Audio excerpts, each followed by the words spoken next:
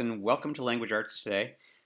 Last week you created an outline for your ups and downs paper where you considered the ups and downs of something in your life and you came up with evidence for that. Today, what you're going to be working on today, probably today and tomorrow, is you're going to be working on your intro and your thesis. So I created this sample document for you, which actually is linked to the document you're going to be working on, but I wanted to go over it with you. So it says, now that you've completed your outline for the ups and downs paper, you're going to start actually writing it. And today you'll start with the introduction and the thesis. The idea of the introduction and thesis paragraph is that it tells the reader what the entire paper is going to be about. Here's some weaker examples. So I just want to show you what not to do. So the first example, it really barely introduces the topic at all. And there's a thesis, but that's kind of it.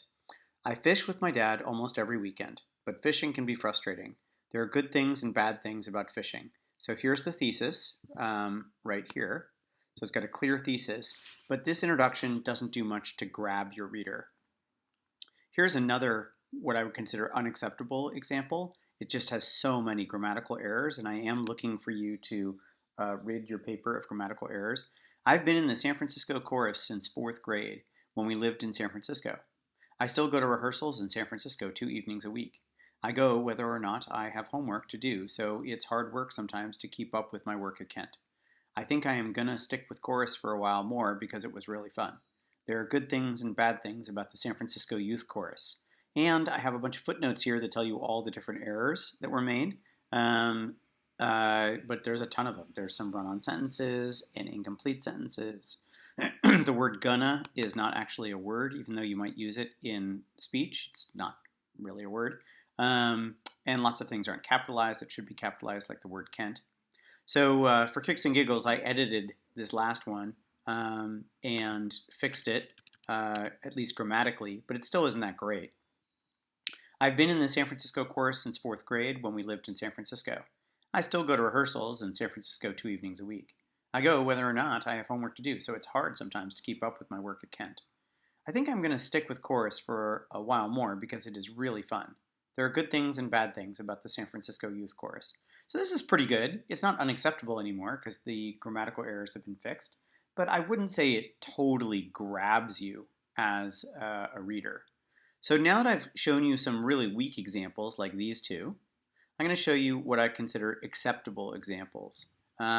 So what makes these acceptable is they have a topic and it's a clear thesis, but it's not really grabbing my attention. It's kind of like the San Francisco chorus one. So here's one that, it's clear, well written, no grammatical errors, but it's not super exciting. It's not grabbing the reader. I've been playing baseball since I started 4th grade. First I was in the minor leagues and then I moved up to majors. I love the game so much I play year-round baseball to keep my skills sharp. I actually hope to play baseball at Redwood and maybe even in college someday. Baseball is absolutely wonderful and it's my favorite sport, but there are both good things and bad things about baseball. Now, if you write one like this, it's fine. I mean, it's kind of like a B introduction, but it can be a lot stronger. I'm going to show you a few more of these, what I would consider basic intros, okay intros, and then I'm going to show you some ones that really knock your socks off, and I think you'll see the difference. And I'm really hoping that you create one that knocks my socks off, although right now I'm not wearing any socks. You can't tell that though. Okay, ups and downs of Halloween. I'm one of those kids who plans her Halloween costume months in advance. I always go all out, constructing my costumes from scratch, getting ideas from YouTube videos and magazines. My friends always want to know what I'm going to be for Halloween since my costumes are so creative, but I never tell them. Like everyone else, they just have to wait for the big day to find out. I dedicate tons of time to crafting the ideal Halloween costume, and I look forward to the holiday every year, but there are definitely some pros and cons to Halloween from my perspective. And here's another one. This has nothing to do with the Carson in our class, by the way, but the ups and downs of Carson. Carson is my little brother. He's only 16 months younger than I am, so people sometimes think we're actually fraternal twins, which I can't really stand. Carson really likes to get into my personal space, and he thinks he can just join me and my friends no matter what we're doing. The worst part is that my mom usually says he can do it. There are some good things about having Carson as a brother, but there are some real bummers about having Carson in my life as well. Okay, so these are all stronger than the first one about fishing, certainly, and the one about chorus, but they're not knock my socks off. So, what is a knock my socks off introduction? A knock my socks off introduction is where you've got a story that you tell, and then the story allows you to lead into the thesis. Let me just read you a couple of them, and I think you'll see the difference right away. There's a story. The wind came straight at me as I neared the first buoy. To my left, Parker was trying to cut across my wind to beat me to the line. I yanked the rudder and turned to port just before he executed his turn. I dove under the mast as it flew across the laser just inches above my head. Parker flipped me off, but he was smiling. We both knew that I'd won this contest. Hours of training last week on the bay seemed to have paid off. I've been sailing for about 5 years now, and I absolutely adore the sport, but I do recognize it comes with a few negative aspects as well. So this story about Parker brings the moment of sailing to life. It makes it seem so exciting, and this is the kind of lead that you would want to really catch someone's attention. Here's another one. It starts with the story. I dragged myself out of the car. My arm hurt from where I fell on it during the second game. The worst part was that we lost in the final 30 seconds. I knew right before they scored that the ref was about to blow the triple whistle. Pulling my gear up the stairs, my dad turned to me. There's always next week, Jose, he said with a smile. We walked into the house where my brother Thomas had the Arsenal game blasting. He shouted from the living room of my soccer-obsessed house when Aaron Ramsey was given a yellow card for a legal slide tackle. I've been playing soccer for as long as I remember, and I truly love the game. I have to admit, however, that there are some bad things about the beautiful game. These are actually student examples, by the way, from prior years. The ups and downs of being tall. Every time I walk into Mr. Maltzman's class, I expect him to say the same thing to me. I wait for it, then it comes. Kylie, he asks, can you turn on the projector? Sometimes I even say no. Then he just puts some Sharpies together and says, fine, I'll use my Kylie stick. There are upsides and downsides to being the tallest girl at Kent. Here's another one. Notice that this one is broken into 2 paragraphs since there's a dialogue and 2 different people speaking, and as you may remember, when you have a different person speaking, you need a new paragraph. But this still represents one introductory paragraph. I bolted up the stairs, ready to crash in my room. I needed some alone time. School was driving me nuts, particularly the Egypt report with all the note cards and the stupid topic I got about warfare in ancient Egypt.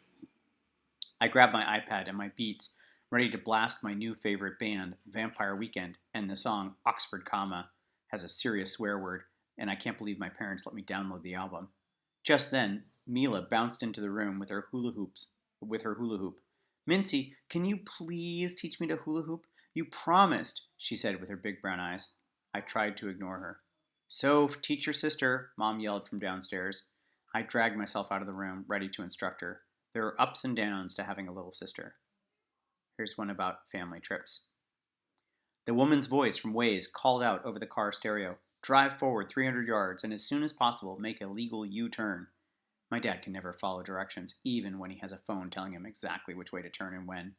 It was our 4th day on a 15-day cross-country driving expedition, and the car felt like it was 100 degrees, even with the air conditioner on full blast. Maybe, perhaps that was because my brother kept resting his bushy head on my shoulder. This was our 3rd family road trip. They can be wonderful, but there are problems that come up when you cram 3 kids and a dog in a car. There are definitely pros and cons to family vacations. And this is one I wrote about Snowy Snowflake. In fact, I wrote several about Snowy Snowflake. And I'm going to talk to you about writing several of these leads, because between today and tomorrow, I'd like you to try to write 3 different leads for your ups and downs paper. Even though it's the same paper, I want you to experiment with 3 different leads and then choose the one you like the most. So here are 3 about, or I think maybe 2, about Snowy Snowflake. And I want you to tell me which of these 2 you like more. Think about it. Can't really tell me because you can't talk to me. Okay, sorry. Ups and downs of Snowy Snowflake. Before Max and Zoe could even walk, I would chase after neighborhood dogs, pushing the kids wildly along in their double-wide stroller. As soon as we caught up to the dog in question, I would beg the owner to let the kids pet the dog. This is a dog, I'd say to them helpfully. When you get older, we need to convince Mom to allow us to get one of our own. It took many years, but finally Jennifer relented. My family adopted a dog. 5 years ago, Snowy Snowflake, a rescue Maltamut, joined the Maltzman family. While Snowy's arrival has been good in many ways, there are definite downsides to my furry companion. All right, that's one lead. Here's another lead. Which one catches your interest more? The vet told me this would be easy, I said sternly to Snowy Snowflake. She looked up at me with her big brown eyes, as if to say it wasn't her fault she didn't like the medicine. For the past 20 minutes I had been trying to give her the pills the vet had prescribed. Now I was scooping up bits of half-chewed medicine off the floor. I chopped up some more of last night's leftover chicken and pushed the pill bits into the flakes of meat. Doing the same thing multiple times, expecting a different result, is a hallmark of insanity, I thought to myself. She's going to spit out the medicine again, I just know it. Are you still up there playing with the dog? My wife yelled from the front door. Come on, Reed, we've got to get the kids to school. I swear, Snowy Snowflake smiled. She hates taking medicine in any form. 5 years ago, my family adopted Snowy Snowflake, a rescue Maltamut. While Snowy's arrival has been good in many ways, there are definite downsides to my furry companion. So, one of these two leads is better, but let me show you again what a weaker lead looks like, because when you have these stories, they really capture your interest and your imagination. A weak lead looks like this. We adopted Snowy Snowflake 5 years ago. She's been my constant companion since the day I took her home. But there are upsides and downsides to having Snowy. So you can see that this lead here, it's clear, right? I've got a thesis. There are ups and downs to having Snowy, but it really does so little to draw you in, to make you want to read my paper. Whereas these two leads do so much better and do so much more. And all of these, which came from student examples, do so much more. So these samples are available to you. And I want you to create multiple leads. You're only going to use one of them, of course, in your final paper. But I want you to create multiple leads.